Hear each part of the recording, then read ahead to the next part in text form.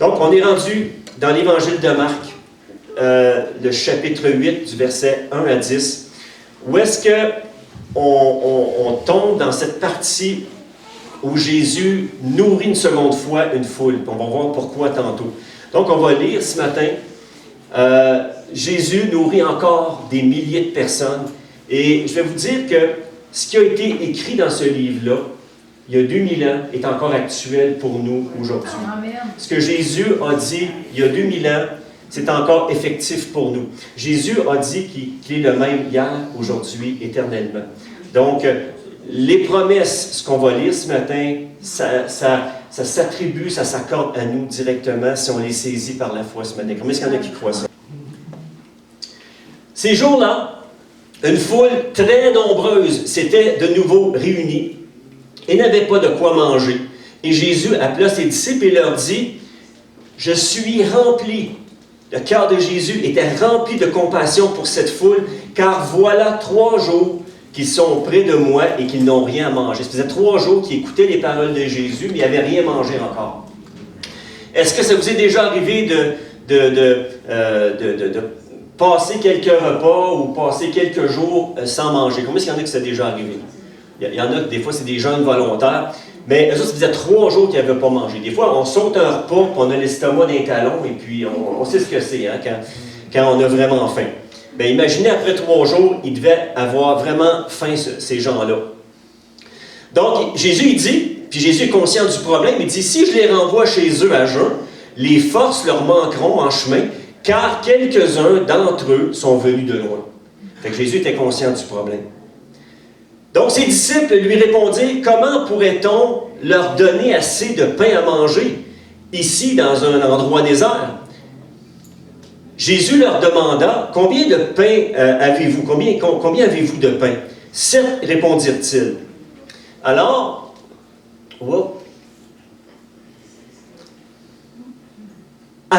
il fit asseoir la foule par terre et prit 7 pains, et après avoir remercié Dieu, il les rompit et les donna à ses disciples pour les distribuer, et ils les distribuèrent à la foule.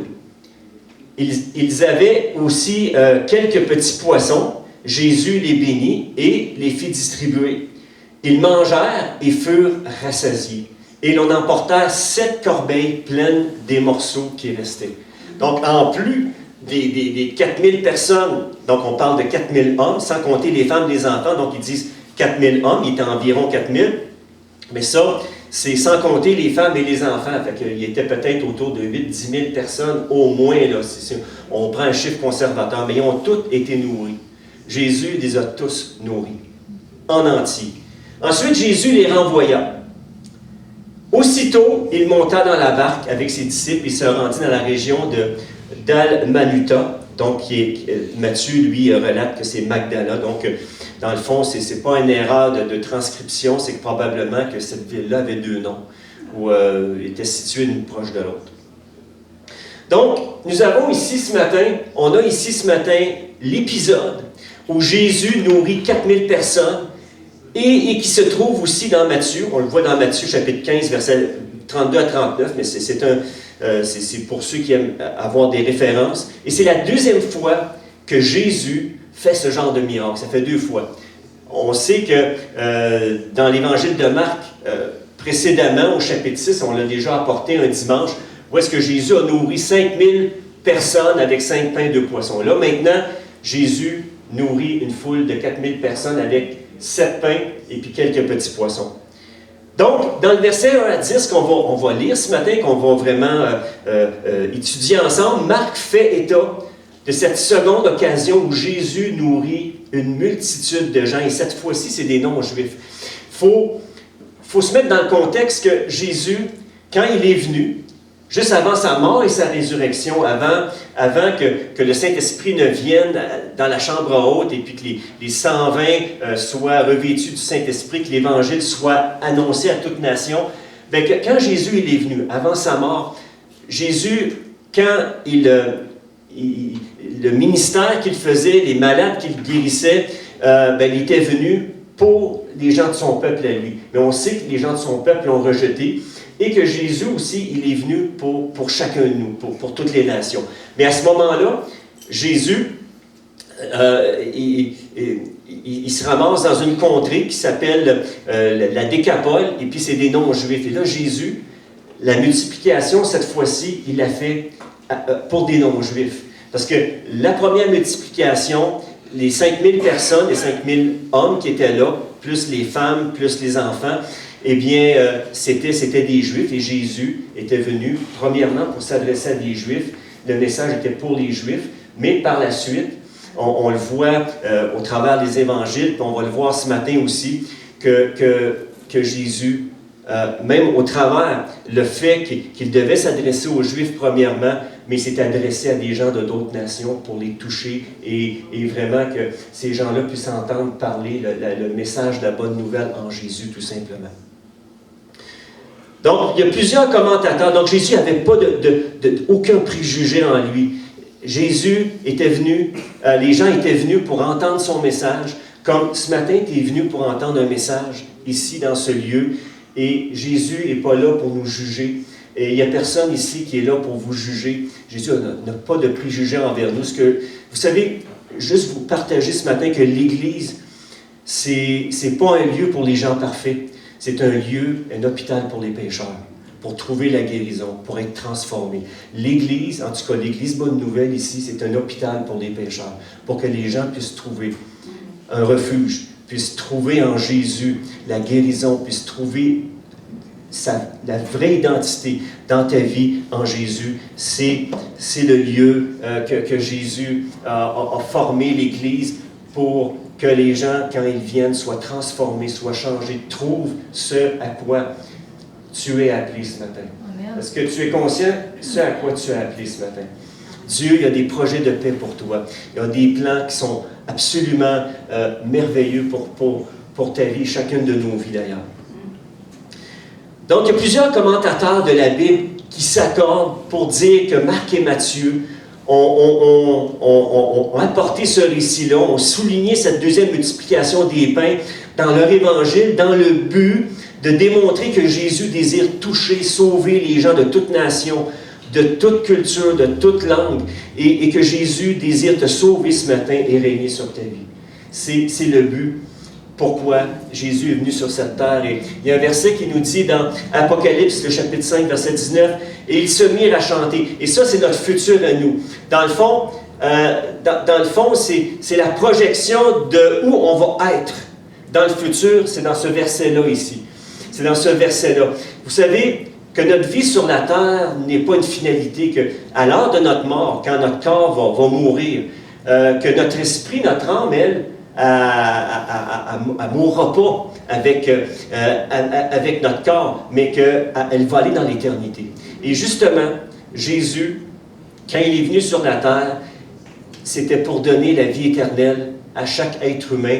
Pour ceux et celles qui croiraient en lui, Jésus accorde la vie éternelle. On va le voir un petit peu plus loin. Donc, dans Apocalypse, chapitre 5, verset 9, ça nous dit « Et ils se mirent tous à chanter. » Et encore une fois, c'est juste vous rappeler que c'est une projection de où est-ce qu'on va être pour ceux qui ont cru en Jésus dans le futur. Et Apocalypse 5.9 nous dit « Ils se mirent tous à chanter un cantique nouveau, disant « Toi seul, tu es digne de prendre le livre et capable d'en briser les sceaux, car tu as racheté pour Dieu, par ton sang, des hommes de toute race, de toute langue, de tout peuple et de toute nation. » De toute nation. Romains 1.16 nous dit aussi, l'apôtre Paul le dit, ça dit, c'est sans crainte que j'annonce la bonne nouvelle. Elle est en effet la puissance dont Dieu se sert pour sauver tous ceux qui croient, les Juifs d'abord, mais aussi les non-Juifs, dont on représente les non-Juifs, chacun de nous. Et je dirais que le thème de ce matin, c'est que Jésus voit l'ampleur du besoin des gens. Jésus voit l'ampleur de tes besoins ce matin. Quels sont ceux que vous avez des besoins dans votre vie ce matin? Vous avez des situations qui, parfois, vous trouvez que c'est hors de votre contrôle. Jésus, je veux juste te dire que Jésus, ce matin, voit l'ampleur de ton besoin. Et comme la première multiplication des pains. Comme lors de la première multiplication des pains, Jésus est encore une fois de plus rempli de compassion. Jésus, dans son cœur, il est rempli de compassion pour les gens dans le besoin, peu importe sa race, sa religion, sa condition ou sa culture. C'est son amour et c'est cette compassion sans limite qui l'a motivé à agir envers des gens qui étaient non-juifs. Donc Jésus se ramasse dans un secteur du lac de Galilée.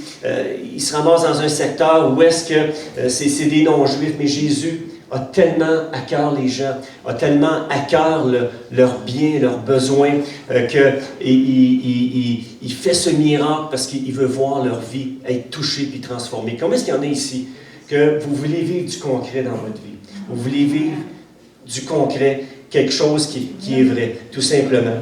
Donc le mot compassion, en grec, c'est être remué dans ses tripes. Jésus, il est remué dans ses tripes, il est touché au plus profond de lui-même. C'est la compassion que Jésus avait envers les gens. Et le verset, je vais juste faire suivre.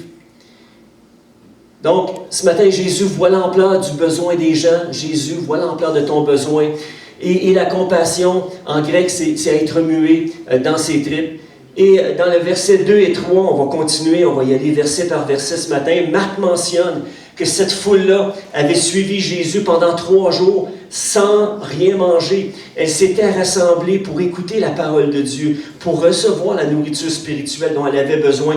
Et Jésus voulait parfaitement combler le cœur, comme le corps est donné à ces gens la force de s'en retourner chez eux afin de témoigner ce qu'ils avaient reçu de lui aussi. Donc Jésus, dans le fond, il est là pour vraiment combler nos besoins afin que nous, en tant qu'êtres humains, nous puissions témoigner sa grâce et témoigner. Vous savez, quand Jésus touche réellement votre cœur, quand il se passe un miracle, il se produit un miracle dans votre vie, quelle est votre réaction? Quelle est votre première réaction? Vous allez en parler à quelqu'un. Vous allez dire, regarde ce que Jésus a fait. Dernièrement, il est arrivé une situation où est-ce qu'on a prié, même jeûné, je vous dirais, et on a vraiment, mais vraiment vu Dieu agir d'une façon concrète, d'une façon qui est vraiment merveilleuse. Et juste vous dire que c'est réel. C'est réel. Quand tu t'approches de Jésus et quand tu laisses sa présence te toucher, tu laisses vraiment sa vie prendre place en toi, écoute, tu ne peux plus être le même après. Il y a vraiment quelque chose qui vient faire la différence dans ta vie et dont toi, tu veux partager aux autres qui sont autour de toi. Donc, les versets 2 et 3, c'est ce que ça mentionne. Et dans ce cas-ci, il y a eu 4000 hommes. Il y a eu 7 pains, il y a eu 7 corbeilles et des restes qui ont été ramassés, 7 corbeilles, des restes qui ont ramassés lorsque tout le monde a eu terminé de manger, tout simplement. 7 corbeilles pleines. En plus que les gens ont été rassasiés dans leur corps, et il y a eu un surplus qui a été donné tout simplement. Et dans ce cas-ci, c'est 4000 hommes. Et comme pour la première multiplication des 5 pains et des 2 poissons, il y a eu 12 paniers de surplus aussi dans la première multiplication, Jésus va encore, par sa volonté de son Père et par la puissance du Saint-Esprit, multiplier les ressources que l'on va mettre à sa disponibilité. 7 pains et quelques petits poissons, dans ce cas-ci, pour nourrir une foule de quelques milliers de personnes. Et ses disciples, ils répondent à Jésus, ils disent, regarde Seigneur, vous savez, les disciples ont déjà vécu l'expérience de la première multiplication, et là, ils demandent encore à Jésus, écoute, regarde, comment est-ce qu'on va faire pour nourrir la foule? Ses disciples lui répondirent, comment pourrait-on leur donner assez de pain à manger ici dans un endroit désert? Jésus leur demanda, combien de pains avez-vous? Il dit 7, répondirent-ils, 7 pains, tout simplement. Donc Jésus, si tu le veux bien ce matin, est prêt à utiliser ton petit peu, et si tu lui donnes le maximum de ton peu, il va multiplier ça pour sa gloire. Donc Jésus est prêt à utiliser ce que tu veux bien lui remettre ce matin. Peut-être que ce matin, toi, tu veux le servir, mais tu trouves que tu n'en as trop peu, mais amène ton trop peu à Jésus pour que lui puisse le multiplier. Est-ce que vous me suivez ce matin? Alors Jésus dit, fit asseoir la foule par terre, prit les 7 pains, et après avoir remercié Dieu, il les rompit et les donna à ses disciples pour les distribuer, et ils les distribuèrent à la foule. Donc, ils avaient encore quelques petits poissons, Jésus les bénit, et les fit aussi distribuer. Donc, c'est un principe spirituel du royaume de Dieu. Pour recevoir, il faut donner premièrement ce qu'on a et livrer au Seigneur le peu qu'on a, mais au moins livrer tout ce qu'on a à Jésus. Donne tout ce que tu as à Jésus ce matin. Donne-lui ta vie et lui va multiplier dans ta vie. Lui va vraiment faire de ta vie vraiment un instrument pour toucher même les gens qui sont autour de toi. Combien est-ce qu'il y en a qui croient ça ce matin? Que Dieu peut multiplier les petites ressources que tu as et toucher les gens qui sont autour de toi. Tout comme l'Église. Peut-être que comme Église, je dirais que on pourrait dire que si on se compare à d'autres, on a peu de ressources. Mais si on amène le petit peu qu'on a ce matin, est-ce que je peux vous dire que ce petit peu-là, Dieu va le multiplier? Amen. Autant dans ta vie que collectivement. Est-ce que tu crois ce matin que Dieu peut multiplier les petits peu qu'on lui amène, mais au moins lui amener tous les petits peu? Amène-lui tout ce que tu as ce matin. Amène-lui ton cœur. Et laisse-le prendre place dans ta vie. Donc ça, c'est le principe spirituel du royaume de Dieu. Et en connexion avec cette déclaration-là, j'aimerais ici ouvrir une petite parenthèse sur le fait que Jésus est sensible à tes besoins ce matin, au même titre qu'il était sensible aux besoins de la foule. Et je répète, Jésus est sensible à tes besoins. Dis à quelqu'un à côté de toi, là, dis-le à côté, okay, clairement, Jésus, ce matin, est sensible à tes besoins. Jésus, il est sensible à tes besoins. Parce que dans le fond, c'est pas juste pour vous le faire répéter, c'est parce que c'est vrai. C'est parce que c'est vrai. Jésus, il est sensible à tes besoins ce matin. Il est sensible à tes besoins. Il y a un autre principe spirituel que j'aimerais regarder aussi. Donc, en connexion avec ce qu'on vient de voir ce matin, il y a un autre principe que j'aimerais attirer l'attention de tout le monde. Il y a un autre principe spirituel vraiment important qui se dégage de ce récit-là. C'est que si nous recherchons avant tout la parole et la justice de Dieu, donc c'est ce que ces non-juifs-là ont fait, ils sont venus voir Jésus. Probablement qu'ils ont entendu parler de Jésus, ils sont venus en foule voir Jésus, parce qu'eux, ils savaient que Jésus était là dans leur contrée et ils sont venus voir Jésus et probablement que c'est ce démoniaque-là de Gadara qui avait été délivré de tous ces démons et Jésus délivre encore aujourd'hui. Est-ce que je peux te dire que Jésus délivre encore aujourd'hui? J'ai été témoin de mes yeux où est-ce qu'il y a des gens même qui étaient pris par des mauvais esprits, qui ont été complètement délivrés. Je vous le dis, c'est la vérité, je l'ai vu de mes yeux. Donc, c'est probablement cette personne-là qui avait été délivrée complètement de cette légion démoniaque-là qui avait pris place en lui et que Jésus avait dit, ben va, parce que cet homme-là voulait venir avec Jésus, il dit non, il dit, va témoigner ce que je t'ai fait. Et c'était dans la Décapole, justement. Et probablement que cet homme-là avait fait sa job. était allé dire aux gens qui l'entouraient, regarde ce que Jésus m'a fait. Vous me connaissiez, j'étais pris, j'étais enchaîné, même vous essayiez de me mettre des chaînes, et puis je brisais mes chaînes, mais Jésus m'a délivré. Jésus a vraiment non seulement délivré, mais il a transformé mon cœur, il a transformé ma vie. Là, les gens... On dit, OK, ouais, mais c'est vrai, écoute, moi je te connaissais avant, et puis ce que tu étais avant, avec ce que tu es aujourd'hui, il y a une méchante différence. Ben, il y a une bonne différence. Hein. Pas une méchante, mais une bonne différence. Des fois, hein, on s'écoute parler, puis... Il y a une bonne différence. Écoute, t'es vraiment plus le même. T'es vraiment plus le même. Et probablement, les gens avaient entendu le témoignage de cet homme-là. Mais quoi qu'il en soit, il y avait 4000 hommes, sans compter les hommes et les enfants, sans compter les femmes et les enfants qui étaient là et qui avaient ce cœur-là d'entendre Jésus. Et c'était leur priorité, c'était d'entendre Jésus et d'avoir dans leur vie ce que cet homme-là avait reçu. Ce que cet homme-là avait reçu. Et c'est ça le témoignage, c'est que Quand Jésus transforme ta vie, les gens le voient. Les gens voient ce que tu étais avant, surtout ceux qui sont proches, ceux qui te connaissent. Les gens voient ce que tu étais auparavant versus ce que tu es devenu maintenant. Ils disent « Wow! » Là, ça a pris vraiment un miracle pour que cette habitude-là, que tu changes telle chose dans ta vie, que telle chose, que tu sois transformé à ce point-là, c'est vraiment un miracle. Et puis, juste vous conter mon propre témoignage, c'est que j'ai accepté le Seigneur, j'ai reçu Jésus à l'âge de 17 ans.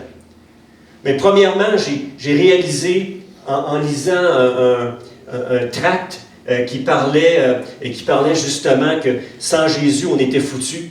Et là, j'ai vraiment réalisé que j'étais pécheur, puis que sans Jésus, je suis perdu, là, je suis fait. Et puis moi, je viens d'une famille quand même moyenne, et puis on était 4 gars chez nous, donc j'avais 2 frères par alliance, parce que mon père s'est remarié avec une autre femme.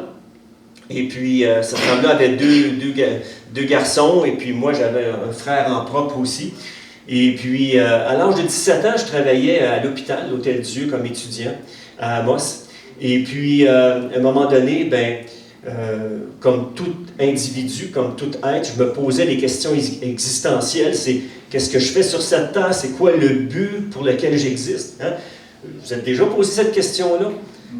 Moi, je me la posais la question, c'est qu'est-ce que je fais sur cette terre-là? C'est quoi le but, le pourquoi que j'existe? Et Dieu a répondu. C'est sûr que j'avais un arrière-plan qui était catholique. Ma grand-mère, elle était très catholique, mais c'est pas une religion qui m'attirait. La religion m'attirait pas. Moi, ce que je voulais, c'était la vérité. Parce que je voyais au travers de la religion que c'est pas quelque chose qui fonctionnait tellement. Même ça rend pas meilleur les êtres humains. Fait que je pense que Dieu a vu mon cœur et puis Jésus s'est fait connaître à moi tout simplement au travers un petit traité qui me démontrait que si je mourais dans mes péchés sans Jésus, j'étais fait là. J'étais vraiment fait, j'étais cuit là. Puis j'allais cuire aussi. J'allais croupir dans ce lieu éternel-là qui est fait pour le diable et ses anges et tous ceux qui refusent la grâce de Jésus, tout simplement. Et là, j'ai vraiment réalisé que j'avais besoin de Jésus. Et non seulement ça, j'ai comme réalisé que Jésus, t'es allé à la croix, mais c'est pour moi que tu l'as fait. C'est pour chaque être humain, mais là vraiment, là, ça me visait profondément dans mon cœur. T'es mort pour moi, t'es mort pour mes péchés. Puis c'est vrai, Seigneur, je suis perdu, puis la conviction du Saint-Esprit, puis on ne peut pas venir à Jésus sans qu'il y ait une conviction qui soit là, sans que la conviction du Saint-Esprit vienne nous saisir.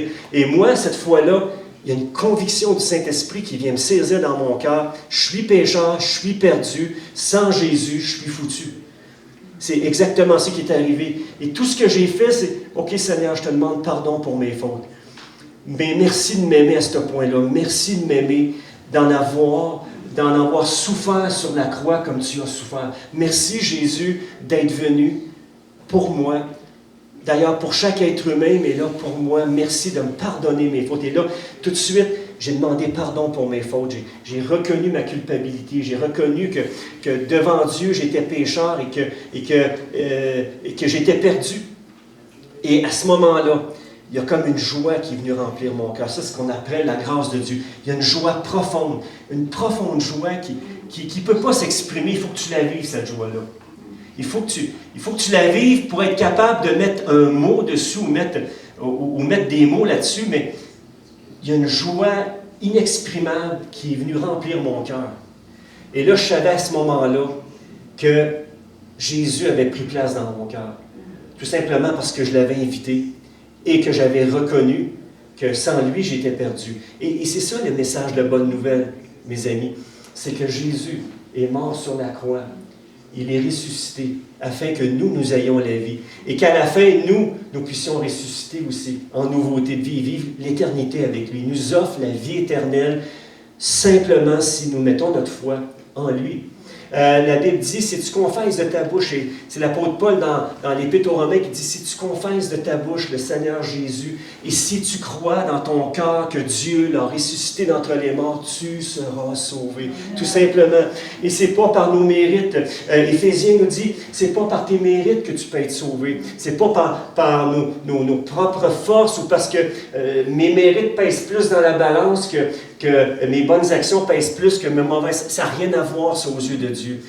Ce qu'il y a à voir, c'est que Jésus, lui, a payé le prix parfait pour chacune de nos vies. Et qu'est-ce qui fait qu'une personne a reçu Jésus dans sa vie? C'est la transformation, la profonde transformation que ça apporte. Et mes parents, vous savez, moi j'étais le plus vieux chez moi. J'étais le plus vieux de ma famille. Donc, j'étais, entre guillemets, le plus raisonnable et celui qui watchait les autres, qui surveillait les autres.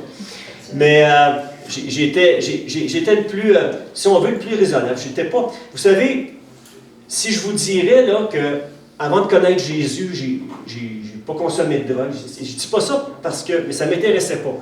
J'ai jamais été chaud de ma vie. Je ne sais même pas c'est quoi être chaud de ma vie. Puis... Vous auriez pu dire, ben écoute, toi, tu vas gagner ton ciel, c'est sûr. Là. Non, ça n'a rien à voir. J'étais coupable. J'avais péché. Peu importe si tu as accompli une somme de bonnes actions, ça n'a rien à voir.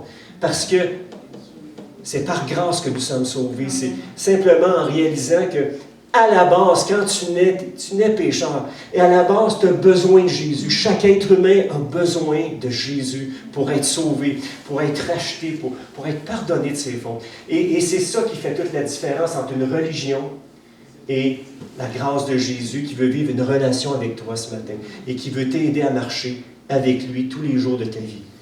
Est-ce que vous êtes d'accord avec ça? Donc, il y a un autre principe qui est spirituel, vraiment important, qui se dégage de ce récit-là. Si nous recherchons avant tout la parole et la justice de Dieu, donc c'est ces non-juifs-là, c'est ce qu'ils ont fait, alors Dieu prendra également soin de tes besoins matériels. Si premièrement tu cherches Jésus, tu cherches Dieu et sa justice, Dieu promet, Dieu, notre Père Céleste, promet de nous donner tout ce qu'on a besoin.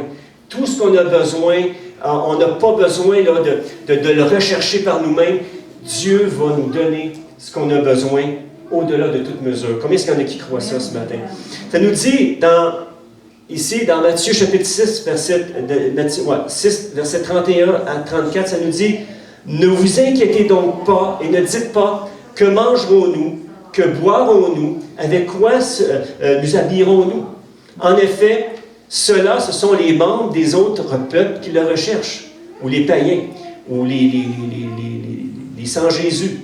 Or, votre Père Céleste sait que vous en avez besoin. Recherchez d'abord le royaume et la justice de Dieu, et tout cela vous sera donné en plus. Ne vous inquiétez pas du lendemain, car le lendemain prendra soin de lui-même. À chaque jour suffit sa peine. » Donc, j'attire l'attention sur ce verset 32-là, qui nous dit « Votre Père Céleste sait ce que vous avez besoin. » Dieu sait que nous-mêmes, mieux que nous-mêmes, Dieu sait ce qu'on a besoin, mieux que nous-mêmes, infiniment mieux que nous-mêmes. Et vous savez, une autre chose que j'aimerais vous partager par rapport à ça, une expérience personnelle, donc dites-le pas à personne, gardez ça entre vous. Non. Mais un jour, quand je suis devenu chrétien, premièrement, mes parents ont vu le changement, même si j'étais un enfant quand même raisonnable. Mais mes parents ont quand même vu un profond changement dans ma vie, puis ils l'ont dit. À un moment donné, à leur insu, sans le vouloir, oui puis non, je les écoutais, puis ce qu'il disait, il dit, Luc, je ne sais pas ce qui se passe avec, mais écoute, il a changé, il a vraiment changé, il y a quelque chose qui s'est produit en lui, mais moi je savais que c'était l'effet Jésus dans ma vie. Je savais que c'était un profond effet Jésus qui avait changé mon cœur, qui avait changé ma vie. Et quand je suis devenu chrétien, j'ai commencé à aller à l'église, je n'entrerai pas tout dans les détails, mais à un moment donné, j'ai demandé une épouse au Seigneur. J'ai demandé une épouse. Parce que moi, je voulais vraiment honorer la parole de Dieu. C'est-à-dire de rencontrer une femme qui connaît Dieu aussi, et qui, et puis de rester clean avant le mariage, c'est-à-dire de rester chaste avant le mariage, comme la parole me le dit tout simplement. Ça ne veut pas dire que ça n'a pas chauffé, mais juste vous dire que juste vous dire que Dieu nous a donné la grâce, tout simplement, de prendre un engagement l'un envers l'autre. J'ai pris un engagement envers mon épouse. Quand on a commencé à sortir ensemble, on a prié. Je me souviens, on avait prié ensemble. J'ai dit, Seigneur, garde-nous peu jusqu'au mariage, tout simplement. Encore là, c'est pas par mes forces, c'est vraiment par sa grâce qu'il m'a donné la force de le faire, puis mon épouse aussi, parce que c'est sûr que c'est pas que ça ne m'a pas tenté de coucher avec elle avant le mariage, je vais être honnête avec vous, mais la grâce de Dieu m'a gardé, parce que dans le fond, j'ai pris un engagement envers elle, c'est de la respecter. De la respecter. Et puis, juste avant de connaître mon époux, j'ai dit, Seigneur, je veux que tu choisisses ma conjointe. Je veux que ce soit toi qui fasses le choix, parce que moi, j'ai peur de me tromper. Vous savez, moi, j'ai peur de me tromper. Fait que j'ai demandé à Dieu, tout simplement, Seigneur, c'est un besoin que j'ai. Donc, dans le fond, vous savez, j'ai mis Dieu au premier plan dans ma vie. J'ai mis sa parole au premier plan parce que je savais ce que Dieu me demandait. Jésus, il dit, celui qui m'aime, c'est celui qui garde ma parole. Fait que je savais ce que la parole me disait par rapport aux relations homme-femme. OK? Je savais ce que Dieu disait par rapport à ça. Donc, j'ai dit, OK, Seigneur, je veux t'honorer premièrement. Mais Dieu, lui, m'a pris en charge. Il a honoré le fait de me donner la force et la grâce de respecter mon épouse jusqu'au mariage. De la respecter. Et c'est réciproque aussi. Et je vous dirais, ça fait 43 ans qu'on est ensemble. Et ça ne veut pas dire que ça a toujours été un lit de rose, mais juste vous dire que Dieu m'a donné la meilleure épouse que j'aurais jamais rêvé. Non seulement quand je l'ai rencontrée, je suis tombé en amour avec, c'est sûr, je savais que c'était elle, je le savais.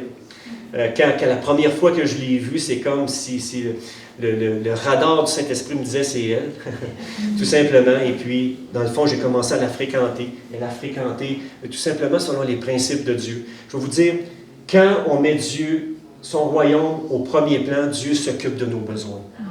Ce n'est pas seulement de la nourriture. Là, ici, on parle de nourriture que Jésus a pris soin d'une foule qui avait faim. Mais quand tu prends le temps, ou quand tu réalises qu'il faut que tu mettes toujours Dieu au premier plan, Dieu s'occupe toujours de venir rencontrer ton besoin les plus profonds. Et puis vous savez que les besoins relationnels, puis on vit dans un monde, mes amis, où est-ce que il y a beaucoup de dépendance affective. Vous êtes d'accord avec moi? Les gens sont prêts de sauter d'un conjoint à l'autre, cling-clang, comme ça, sans réaliser les blessures profondes que ça fait, que ça impacte dans les conjoints et les conjointes, et peu importe le genre de relation. Dieu il a mis un cadre pour nous protéger, pour qu'on puisse vivre une sexualité. Vous savez, Dieu n'a pas créé le sexe pour que ça soit un tabou. Il a créé la sexualité pour que ça soit un plaisir. Pas juste pour faire des enfants, mais que le conjoint, la conjointe a un plaisir à avoir une relation sexuelle, mais c'est pas là que ça doit commencer. Ça doit commencer au niveau de la fréquentation, d'apprendre à se connaître émotionnellement. Je sais que mon épouse et moi, on a fait comme un genre de cours de préparation au mariage. Et durant aussi notre cheminement, durant notre mariage, on a fait ce qu'on appelle un cœur à cœur. En 2013, je me souviens, il y avait certains problèmes qui avaient pris place dans notre couple, et nous, on voulait régler ça. J'ai dit à mon épouse, il faut régler ça. Il y a des choses que je ne comprends pas, toi non plus. Ça serait bien qu'on prenne un temps dans notre vie pour faire le point et puis de mettre à découvert nos cœurs devant Dieu et laisser Dieu guérir des choses qui n'ont pas été guéries dans nos cœurs. Bien souvent, quand les couples, ça va mal, c'est parce qu'il y a des choses qui ne sont pas guéries dans les cœurs. Et puis c'est toujours, comment je pourrais dire, ça nous amène à tourner en rond continuellement sans comprendre pourquoi ça va mal. Nous, on voulait comprendre pourquoi ça n'allait pas bien dans certaines étapes ou certains niveaux de notre mariage. Fait qu'on a fait un cœur à cœur. Et ça a été, je dirais, après mon expérience avec Jésus personnelle, ça a été la plus belle expérience de voir comment Dieu a guéri nos cœurs, mon épouse et moi. Mon épouse avait des blessures de son enfance qu'elle avait gardées et ça l'amenait à avoir des réactions envers moi. Et moi, c'est pareil, j'avais des blessures qui étaient du passé, qui étaient restées là. Il y avait de l'insécurité qui avait été créée dans mon cœur et ça a amené une problématique dans mon couple. Vous comprenez ce que je veux dire? Et là, on a laissé Jésus guérir ces blessures-là. On a adressé ces blessures-là, on a adressé ces problèmes-là, tout simplement.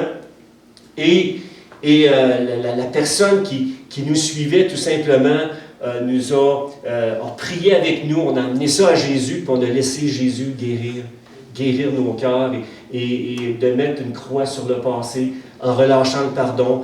Moi, c'était avec un de mes parents que je devais relâcher le pardon, tout simplement. Et j'ai relâché le pardon et ça a amené de la guérison dans mon cœur. Et c'est venu régler ma relation avec mon épouse. Est-ce que vous me suivez ce matin? Oui, Dieu a pourvu pour une épouse, mais il a pourvu aussi pour la guérison de mon cœur au travers de mon épouse, même au travers de ses imperfections. Dieu s'en est servi pour venir guérir ma vie, guérir mon cœur. C'est pas merveilleux, ça? Dieu pourvoit d'une façon absolument glorieuse et merveilleuse dans chacune de nos vies. Donc, si tu mets Dieu au premier plan dans ta vie, si tu veux honorer sa parole, sois certain que lui va honorer la sienne aussi, puis qu'il va te donner ce qu'il y a de meilleur pour toi. Donc, essaye pas de chercher par toi-même ce qui est bon pour toi. Laisse-le faire les choix pour toi. Laisse-le t'amener à faire les bons choix. Moi, quand j'ai vu que Linda était pour devenir la première fois que j'ai vu Linda, dans mon cœur, c'était comme clair, c'était clair et net que c'était elle. Et elle, c'est la même chose aussi. Parce que j'ai demandé à Dieu. Si on demande à notre Père Céleste du pain, il ne donnera pas une roche. Il va vraiment nous donner ce que chacun de nous a besoin. Que vous êtes d'accord? Et c'est ça, Jésus. Il est là pour pourvoir à nos besoins, mais il ne faut pas venir à lui juste parce que faut remplir nos besoins, mais il faut vraiment venir à Jésus parce qu'on a besoin de lui. On a besoin de le mettre au premier plan, au centre de notre cœur. Que Jésus soit le centre de ta vie ce matin. Et il va te donner vraiment ce que tu as le plus besoin. Parce que lui, il sait ce que tu as vraiment besoin. Est-ce que tu es prêt à lui faire confiance et de le laisser amener ce que tu as vraiment besoin dans ta vie? Est-ce que tu es prêt à lui faire confiance? Prêt à faire confiance? Il y a un monsieur L. Burnier qui nous dit « Voulez-vous goûter un plein repos quant aux choses de la vie présente? Cherchez avant tout et par-dessus tout, toujours plus et toujours mieux, le royaume de Dieu. Ce royaume dont Jésus est le roi, puis la justice de Dieu, la justice que Dieu donne. Cherchez en Jésus le salut et la vie. Alors, tout ce qui est vraiment nécessaire vous sera donné par-dessus. Tout ce qui est vraiment nécessaire te sera donné par-dessus. Il y a Henry Bryan qui a donné ce commentaire ici. Il dit l'inquiétude, parce que Jésus, par plusieurs fois, a dit ne vous inquiétez pas, ne vous inquiétez pas. Il dit l'inquiétude, c'est quoi? C'est l'excuse du matérialisme. L'inquiétude est un péché, un refus de voir que Dieu régit notre vie. Jésus indique à la fois la folie de ce manque de confiance en Dieu, notre Père Céleste, le profond réconfort que nous trouvons dans ces versets est parmi les plus belles et les plus réconfortantes de toutes les Écritures. Jésus nous promet que si, premièrement, on recherche le royaume, toute chose va nous être donnée par-dessus. Toute chose. Tout comme Jésus a nourri la foule parce qu'il voyait un besoin, à plus forte raison, Jésus va remplir ton besoin ce matin si toi, tu le recherches, premièrement. Il y a un verset, un merveilleux psaume, il dit fais de l'Éternel tes délices. Le psaume 37 nous dit fais de l'Éternel tes délices et il te donnera ce que ton cœur désire. C'est-à-dire que les désirs que le Saint-Esprit place dans notre cœur, il va te donner ce que tu as le plus besoin. Fais de l'Éternel, de Dieu, ton délice et il va te donner ce que tu as le plus besoin dans ta vie. Est-ce que je peux entendre l'amen là-dessus? Donc, l'inquiétude est l'excuse par excellence du matérialisme. L'inquiétude est un péché, un refus de voir que Dieu régit notre vie. Jésus indique à la fois la folie de ce manque de confiance en Dieu, notre Père Céleste, le profond réconfort que nous trouvons dans ces versets. OK, je viens de le dire, je l'ai répété 2 fois, là, ça m'arrive, là, je vieillis, là, fait que je radote, fait que pardonnez-moi. Donc, c'est une des plus belles promesses qu'on peut retrouver dans la Bible. Jésus nous dit, ne vous inquiétez pas. Donc, cette prescription de Jésus comme un remède efficace à notre anxiété. Quand on est malade et qu'on va chez le médecin, on veut un remède à notre mot. Bien, Jésus, lui, il dit ici, est-ce que comme une prescription, il dit, est-ce que tu veux avoir un cœur qui est libre de toute inquiétude, de toute anxiété? Bien, il dit, fais-moi confiance. Fais-moi confiance, même si tu traverses des difficultés. Donc, cette prescription de Jésus comme un remède efficace à notre anxiété est répétée à 3 reprises. En plus, il nous dit pourquoi nous ne devrions pas nous inquiéter. Parce que la première des choses pourquoi on ne devrait pas s'inquiéter, c'est parce que Dieu s'occupe des moindres de ses créatures. Dieu s'occupe de nous. À combien plus forte raison, Dieu ne prendrait pas soin de nous. Deuxième des choses, l'inquiétude est parfaitement inutile et ne peut rien changer dans une situation donnée. Donc, ça ne sert à rien de t'inquiéter quand tu es dans une situation. Oui, si tu as essayé de régler la situation et puis que c'est hors de ton contrôle, fais confiance à Dieu. Remets ton inquiétude, parle-lui, remets ton inquiétude à Dieu tout simplement. Et Dieu va s'occuper de t'amener. Donc, dans le fond, de remettre tes inquiétudes à Dieu, ça démontre tout simplement que tu mets ta confiance en lui. Ce que Dieu désire pour chacune de nos vies, c'est que nous mettions notre confiance en lui. Ensuite, l'inquiétude est une chose complètement inutile car Dieu nous promet explicitement de pourvoir à tous nos besoins si nous le plaçons au centre de notre vie. Cherchez d'abord le royaume de Dieu et la justice de Dieu et toutes ces choses vous seront données par-dessus. Dieu ne refuse aucun bien à ceux qui marchent dans l'intégrité. Lui qui n'a point épargné son Fils, mais qui l'a livré pour nous tous, comment ne nous donnera-t-il pas toutes choses avec lui? Donc, l'inquiétude ajoute inutilement au fardeau de notre vie. Ne vous inquiétez donc pas du lendemain. Chaque jour suffit sa peine. Tous les soucis que nous pouvons nous faire aujourd'hui pour notre avenir n'allégeront en rien les difficultés de demain. Donc, Jésus nous appelle. C'est un appel à lui faire confiance tout simplement. L'apôtre Paul, et là j'arrive vers la fin, l'apôtre Paul a décrit sa lettre dans sa lettre aux Philippiens. Il dit, ne vous inquiétez de rien, mais en toute chose, en toutes circonstances, demandez à Dieu dans la prière ce dont vous avez besoin et faites-le avec un cœur reconnaissant. Et la paix de Dieu, qui dépasse tout ce qu'on peut imaginer, gardera vos cœurs et vos pensées en communion avec Jésus-Christ.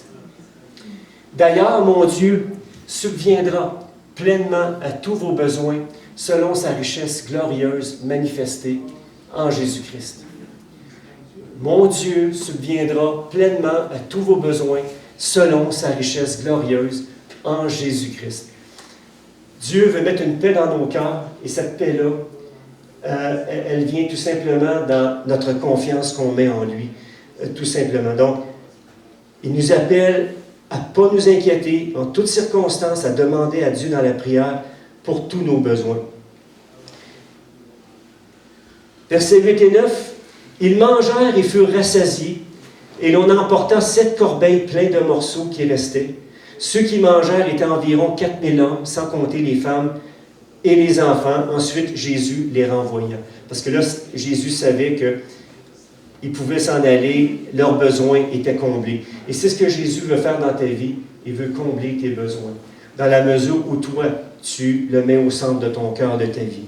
Verset 10 nous dit ici, « Après avoir nourri la foule, Jésus s'en alla dans le territoire de Dalamuta, qui est Magdala. » Et dans le fond, Matthieu, lui, dit que c'est Magdala et que dans Marc, c'est dit Dalamuta, mais c'est probablement, étant donné que les évangiles ont été écrits à des dates différentes, c'est probablement un lieu qui est identique. Là.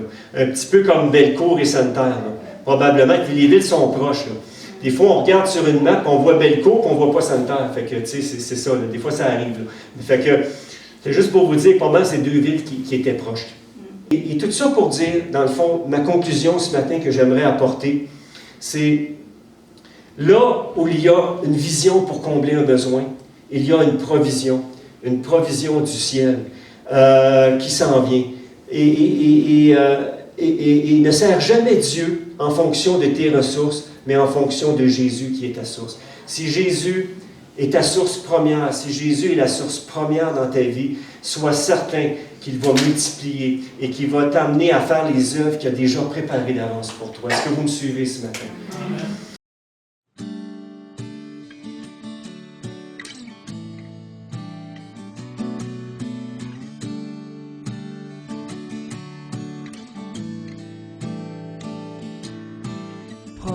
Prosterné à tes pieds, je viens, Jésus, devant toi, adorer, magnifier celui qui s'est sacrifié, qui donne ton Père pour la terre, tu as laissé ta gloire. Et au calvaire, tu t'es offert, tu es le roi de gloire. Pour qui tu es, je lève ton saint nom. Pour qui tu es, je veux te donner la gloire. Pour qui tu es, je viens devant ton trône, prosterné pour t'adorer.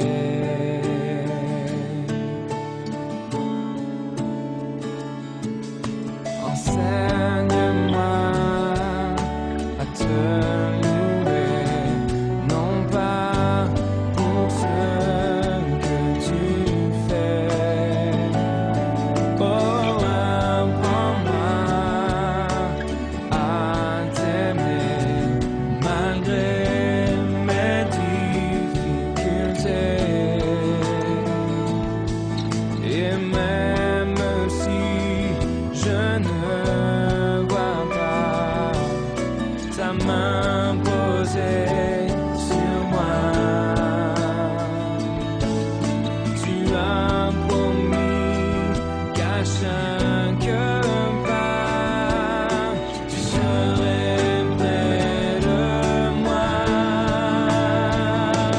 Pour qui tu es, je lève ton saint nom. Pour qui tu es, je veux te donner la gloire. Pour qui tu es, je viens devant ton trône, prosterné pour t'adorer.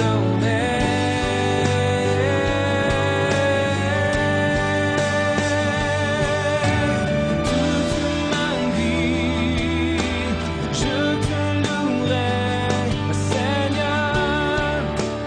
Pour qui tu es, toute ma vie, je te louerai, Seigneur. Pour qui tu es, toute ma vie, je te louerai, Seigneur. Pour qui tu es,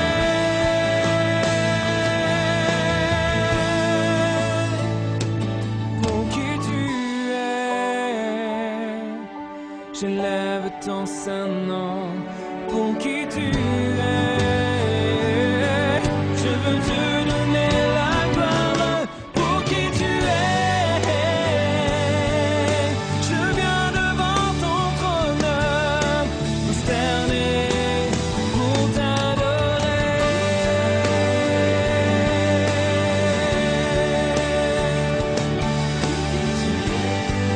Oh, je veux te donner la gloire.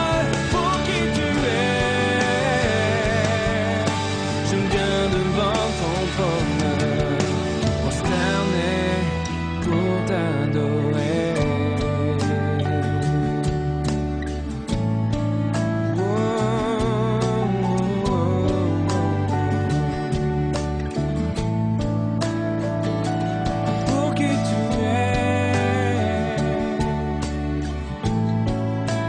je te louerai.